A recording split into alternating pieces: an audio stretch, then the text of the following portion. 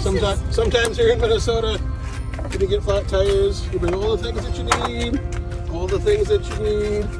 to replace the tires. Never forget. Buy the orange flashing light too.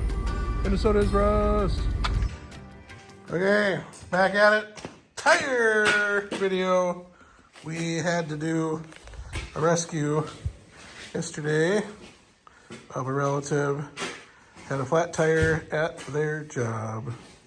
They come out after their day shift and see a flat tire, and there is a rock sticking out. We pull it out, that's where she's leaking. We got the Firestones, white letters in, because that's how we roll.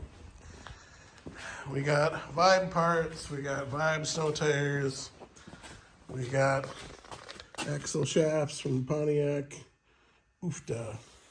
And now, we just want to get the tire broke down and get her repaired. Full service shop. We got the patch plugs. I like these, because Grandpa liked those. We got the vulcanizing cement. We got the prep. We got the roller guy. We got the scraper guy. We got the pushy guy. And we got a patch plug. Now with this, that rock that was jammed in there was kind of at a funny angle. So there's like a flap of rubber that was pushing sideways. So the first one that I put in, that we took out because it wants it flat through the garbage. We ended up, sometimes you gotta drill just a little bit of the rubber out to make the hole a tiny bit bigger. And then this is the medium-sized plug. There's little guys, medium guys, and big guys. I don't think we've ever used a giant one yet. And let it sit for a little bit. So we do the same thing. Make it fit, test it out, and then you do the rubber prep, wipe her down a little bit, and then do the cement. And then the trick I've learned is go through, you take all the blue off, because then that's sticky on there. Then you're ready, set that down, hit it with cement, and then bam, jam that guy in there. Roll it with your little roller wheel, and then cement it again, and then roll it again. And we have never had one of those leak if we've done it that way. Have we? And what? Have we ever had a patch leak on us? Yes, for improper application. Oh, okay. So, this is off 2011 Tahoe. We most recently in the shop went through and did front hubs. So you saw that video already.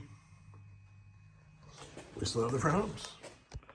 Didn't get them out to the scrap pile yet. There we go. Okay, that is how we do that. Yes, you can do it without one of these things. Still need to build a stand for that, but we use the vise on a heavier table. It works good.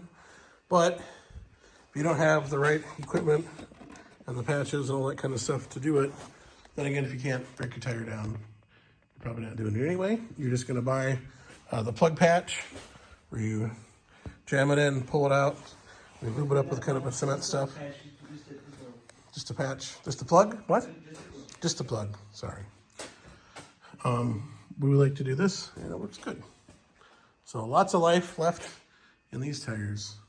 Lots of tread depth, no cracking, they're good. And yeah, so we got some organization to do, tires to take care of, and what we like to do, if we're not in a hurry, is we will let it sit for a little bit. And that glue is mostly dry. Then we will put it back on the rim, air it up to 35, and let it sit for the night. Come back out the next day. If it's still 35, we know we're good. Okay, that's what we got going on today here at the shop. Overdale. And never forget, Minnesota is rust.